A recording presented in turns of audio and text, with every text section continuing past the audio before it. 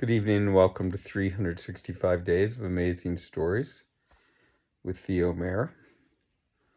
I'm not sure what day it is, but it'll be on the posting anyway. So,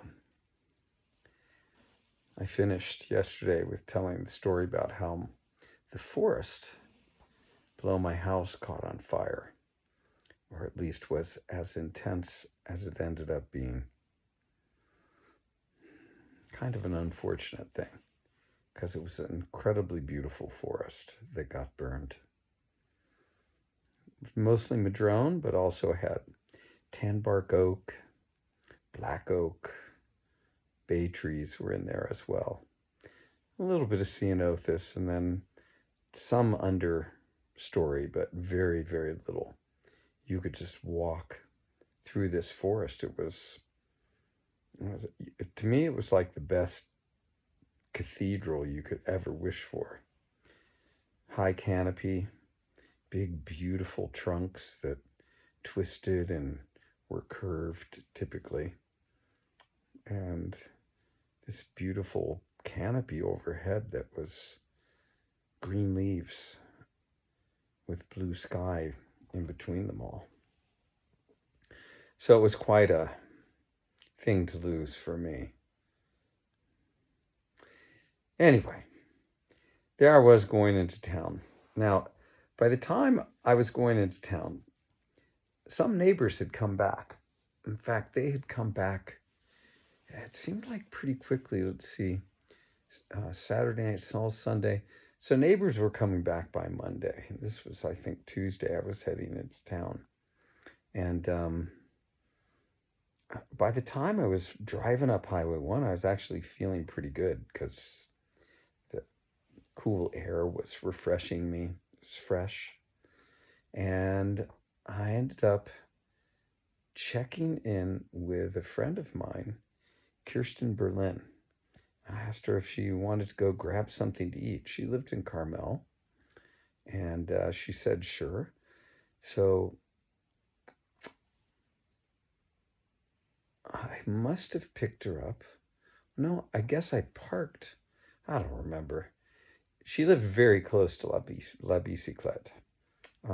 And I remember walking in to La Bicyclette, and there was a bit of a line outside and a wait for tables. And I went in to check in with the hostess, and she said it was, 15, 20-minute wait. And interestingly enough, two of my former students, Kate and Emily Burton, were working there as waitresses. They saw me. They both knew what was happening. The fire, and they were worried about my house burning down and me. And they came rushing up, stopped what they were doing, and just hugged me from either side. And when they found out that I was, wanting to have dinner, they immediately cleared a table and had Kirsten and I sitting down. But as this is all happening, they're asking me questions about the fire. And so I, am answering the questions. And the whole dining room now has gotten completely quiet. And they're all listening to the questions and the answers. And as I remember, I even fielded a couple of questions from people in the audience, or the audience, the other people in the restaurant who were asking questions. And so I, would answer whatever it is they asked. And, we were soon eating a wonderful meal at La Bicyclette. Now, it had been so many days since I had really been able to eat that 3 or 4 bites of food, I was almost finished, and I kind of had to pause in order to give my digestive tract a chance to expand or whatever it needed to do. But La Bicyclette, they have great pizzas there. Just great food in general. All right. So from there, I had also contacted Chris, and he let me know he was on his way down, but he wouldn't get there until about midnight. He was driving down from Fair Oaks, California. So Kirsten invited me back to her place. She said, look, why don't you sleep here for the night? I'll make up a bed for you. And when Chris gets here, he can sleep here too. I can't remember. I think I was sleeping on the couch. And eventually Chris got there. Kirsten and I were still up talking, and then the three of us chatted for a little while, and then off to sleep we went. And the next morning, we did not wake early, but we woke up, had a little something to eat. I guess this was Wednesday. And Chris and I drove down to the canyon to check in with Chief Getz to see if there was something we could do to help. Somehow I felt confident that my neighbors were going to watch over things for me. And so Cheryl Getz had us take over pumping water out of Rocky Creek and making sure that any engine or water truck that would come that was empty, that needed to be filled, that we would do the filling. And so Chris and I figured the whole system out. We were pumping out of the creek into these big portable water basins or troughs. They were made out of an interesting material that you just basically unfolded them. They had a metal frame that went around, and I can't remember how much water you could put in there, but at least 500 gallons. Most of the time, though, we pumped straight out of the creek and into the engines. So anyway, that's what we ended up doing through the day. And it was pretty intense work because there was a lot of fire happening in the canyon, or, the canyon and its vicinity. And so engines and water tenders were coming down just one after another. I'd hoped to get a little bit of rest, but it really didn't happen.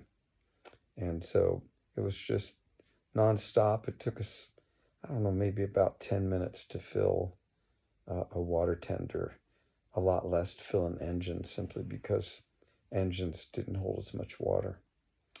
So that's what we ended up doing.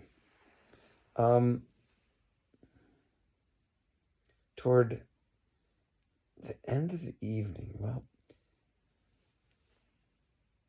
Brent Bispo came down and talked to us. He'd been fighting fire that entire time. He gave us big thumbs up because he said they had never run out of water the entire time.